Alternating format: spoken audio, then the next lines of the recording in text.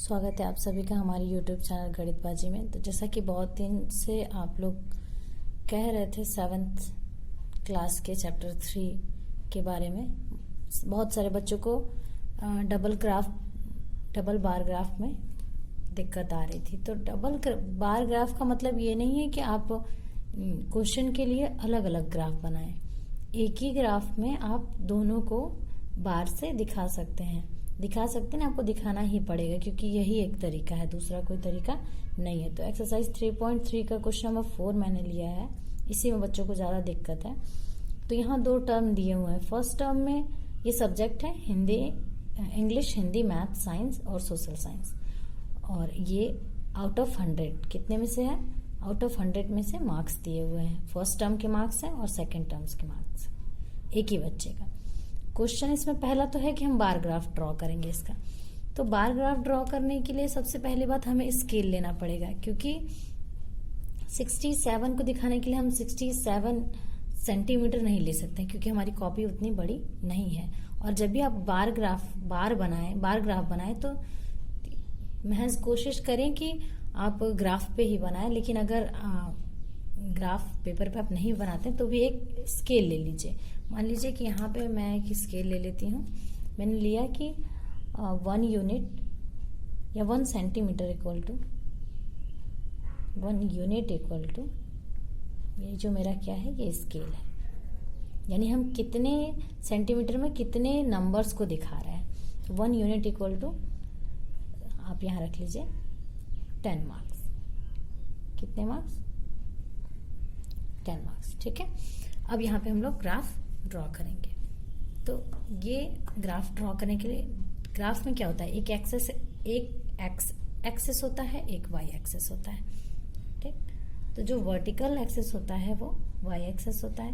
तो यहाँ पे हम वर्टिकल एक लाइन खींचेंगे, ड्रॉ कर लेंगे यहाँ से,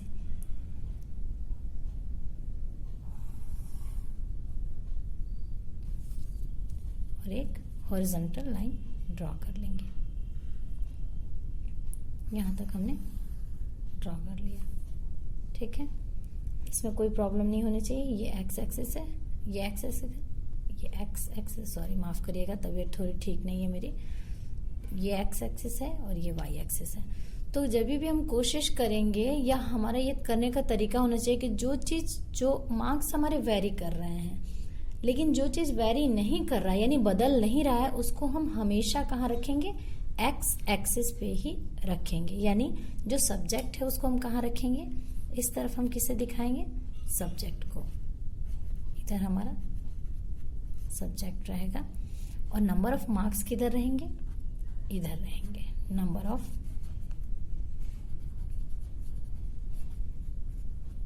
ठीक है, इसमें कोई दिक्कत नहीं होनी चाहिए, इतना आप लोग को समझ में आ गया होगा,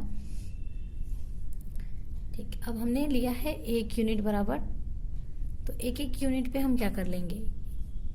1 2 3 4 5 6 7 8 9 10, मैक्सिमम 100 मार्क्स के मार्क्स, आउट ऑफ 100 मार्क्स है तो 100 मार्क्स तक हम लोग ले लेंगे। तो इधर सब्जेक्ट दिखाने के लिए आप जितना आप चाहें बार ग्राफ को ले सकते हैं चौड़ा।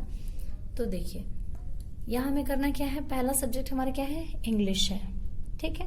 तो इंग्लिश के लिए फर्स्ट टर्म में बच्चे ने लाया, हम दिखाएंगे यहाँ पे कि हम फर्स्ट टर्म को किस ग्राफ से दिखा रहे हैं, किस बार से दिखा रहे हैं, और सेकंड टर्म को हम किस बार से दिखा रहे हैं। तो 2 बार ले लीजिए, एक ऐसे ले लिया, ठीक है। ये रेड वाला है जो, ये फर्स्ट टर्म को दिखा रहा है, ठीक है। और ये जो ब्लैक वाला है, ये आपको किसको दिखा रहा है? ये सेकंड टर्म को दिखा रहा है ना। तो अब यहां से हम लोग ड्रॉ करना चालू करेंगे। तो पहले वाले में इंग्लिश, पहला सब्जेक्ट क्या है हमारा? इंग्लिश है, और पहले टर्म में बच्चे ने क्या लाया है? 67 मार्क्स लाए, यानी ये 1, सॉरी ये 0, ये 10 20 क्या है? तो 60, पहले 60 पे जाएंगे हम, ठीक है। 60 पे जाएंगे तो आधा 65 बीच में होगा, और यहीं कुछ ऊपर ही हमारा क्या होगा?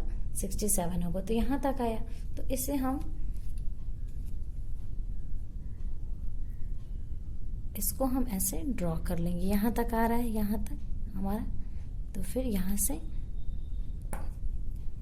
से पहले टर्म के लिए हम लोग लाल यूज कर रहे हैं, रेड स्केच।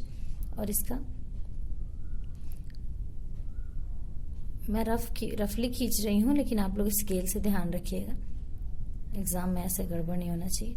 ये हो गया 67 मार्क्स आ गए आपके। किसके हैं, किस सब्जेक्ट के हैं, इंग्लिश के हैं। और दूसरे टर्म में इसने क्या लाया है, इसने लाया है कितने मार्क्स, 70 मार्क्स, यानी टोटल कितने मार्क्स लाए इसने। तो ये हम ब्लैक पेन से दिखाएंगे, क्योंकि हमने यहाँ लिया हुआ है फर्स्ट और सेकंड टर्म के। सेकंड टर्म में इसने कितने मार्क्स लाए हैं, 70। ये 70 के आगे तक ले जाएंगे हम लोग, और जितनी विड्थ इसकी है, यानी ये चौड़ाई, इतने ही ये भी लेंगे। यहाँ पे ये हो गया, ठीक। तो ये हो गए, इसमें हम लोग लिख देंगे क्या। अब ऐसे तो लिख नहीं सकते हैं, जगह नहीं है, इसलिए हम लोग इसमें इंग्लिश लिख देंगे। इंग्लिश ये भी है, इंग्लिश ये भी है, इससे हम समझ जाएंगे। दूसरा हमारा क्या है, हिंदी है। दूसरा हिंदी है, तो हिंदी के लिए कितने मार्क्स है, 72 मार्क्स है। 72 मार्क्स है, तो इस तरह थोड़ी दूरी लेके, थोड़ी अधिक दूरी लेंगे हम, ठीक। इन दोनों के बीच की जितनी यहाँ से गैप थी, इससे थोड़ी सी ज्यादा दूरी लेंगे, यहाँ लेंगे। तो रेड से दिखाएंगे 72 को। 70 यहाँ है, 72 कुछ थोड़ा सा इसके ऊपर रहेगा यहाँ पे, ठीक। 72 यहाँ तक हो गया। ये हमारे हिंदी के मार्क्स हो गए। सेकंड टर्म में कितना आया है, 65, यानी घट गया है। 65 का मतलब यहाँ बीच में होना चाहिए, तो यहाँ बीच में, तो यहाँ से मैं ऐसे ही खींच ले रही हूँ, ठीक। तो ये आपका रहा ऐसे। अब ये हो गया हिंदी। तो ऐसे ही करके आप बार ग्राफ ड्रॉ करेंगे, ठीक। ऐसे फिर इसके बाद यहाँ पे मैथ्स का लेंगे, फिर यहाँ साइंस का लेंगे, और यहाँ सोशल साइंस का लेंगे। मैं सभी नहीं ड्रॉ करूंगी, क्योंकि वीडियो बहुत लंबा हो जाएगा।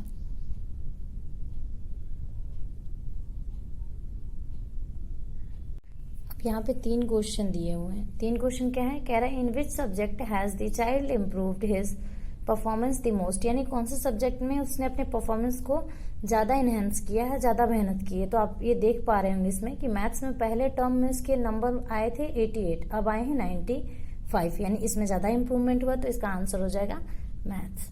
क्या हो जाएगा, मैथ, ठीक है। फिर सेकंड क्वेश्चन कह रहा है in which subject is the improvement the least, यानी ऐसे कौन से सब्जेक्ट में जिसमें उसने कम इम्प्रूवमेंट किया है, ज्यादा इम्प्रूव नहीं कर पाया है। तो देख पा रहे हैं हम लोग इंग्लिश में क्या है, 67 है, 3 मार्क्स उसके बड़े हैं। उसी तरह यहाँ पे सोशल साइंस में क्या है, 73 है, और उसके 75 मार्क्स बढ़े। यहाँ 2 नंबर ही केवल इम्प्रूव हो पाया है। तो इसका आंसर क्या हो जाएगा, इसका आंसर हो जाएगा ये सोशल साइंस।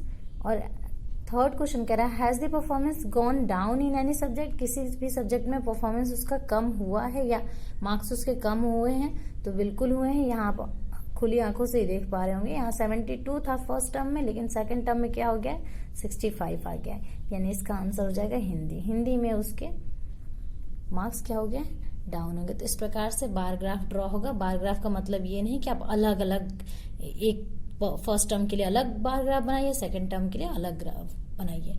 और मीन मीडियन मोड में आप लोग को दिक्कत है तो उसे भी बता दिया जाएगा। बिल्कुल भी आप धैर्य रखें। Thank you so much.